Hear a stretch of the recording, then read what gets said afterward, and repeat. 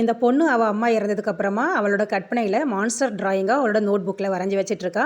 இந்த பக்கம் பார்த்தா அந்த பொண்ணோட அண்ணன் வந்து ஒரு குளத்து பக்கமாக நடந்து போயிட்டு இருக்கான். கால் இடறி கீழே விழ அவனோட ஃபோனும் குளத்தில் விழுந்துடும். அவனுக்கும் கையில் அடிபட்டிருக்கும். குளத்துல இருந்து ஃபோனை வெளியெடுத்து பார்த்தா உடஞ்ச ஃபோனும் சரியா இருக்கும், அவனோட காயமும் சரியா இருக்கும். ஓரளவு கெஸ் பண்ணினவன் ராத்திரி அவனோட அம்மாவோட அஸ்தி எடுத்துட்டு குளத்து பக்கமாக வரான். குளத்துல அம்மா அஸ்தியை போட்டுட்டா அம்மா திரும்பி வந்துடுவாங்க அப்படின்னு நினைக்கிறான். குளத்துல அஸ்தியை போட போற நேரம் பின்னாடி வந்த அவனோட தங்கச்சி, என்னடா பண்ற, அம்மாவோட ஞாபகமா இருக்கிறதே இந்த ஒன்னே ஒண்ணுதான் அப்படின்னு அவனை பிடிச்சு இழுக்க தங்கச்சி கையில இருந்த இந்த மான்ஸ்டர் டிராயிங் நோட் புக்கும் குளத்துல விழுந்துடும். நோட்டை வெளியெடுத்து பார்த்தா அவ வரைஞ்ச டிராயிங் எதுவுமே நோட் புக்ல இருக்காது. அடுத்த நாள் ஸ்கூலுக்கு போகும்போது பார்த்தா ஜிகனாவா அவ போற பஸ்ல ஒட்டி இருக்கும். அவளுக்கு தெரிஞ்சிருச்சு அவ வரைஞ்ச மான்ஸ்டர் தான் வரப்போகுது அப்படின்னு. மான்ஸ்டர் ஸ்கூல் பஸ்ஸை விரட்டிட்டே இருக்கு. இந்த மான்ஸ்டர் சாஃப்ட் மியூசிக் போட்டா தூங்கிடும், அந்த மாதிரி நினைச்சுதான் இந்த மான்ஸ்டரை அவ வரைஞ்சிருப்பா. அவளோட ஃப்ரெண்ட்ஸோட சேர்ந்து சாஃப்ட் மியூசிக் போட்டு அந்த மான்ஸ்டரை தூங்க வச்சிடுறாங்க.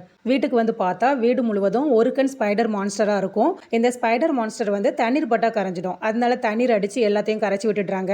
அவ அம்மா உயிரோட இருக்கும்போது பாசிட்டிவான தேவதைகள் டிராயிங்கா தான் வரைஞ்சி வச்சிருப்பா. இந்த மான்ஸ்டர் எல்லாத்தையுமே அழிக்கிறதுக்கு இந்த பாசிட்டிவ் டிராயிங்கால தான் முடியும் அப்படின்னு எல்லாத்தையும் குளத்துல எடுத்து போட்டுடுறாங்க. இப்போ இந்த பாசிட்டிவ் எனர்ஜி எல்லாமே மான்ஸ்டர்ஸை தேடி தேடி அழிச்சிடும்.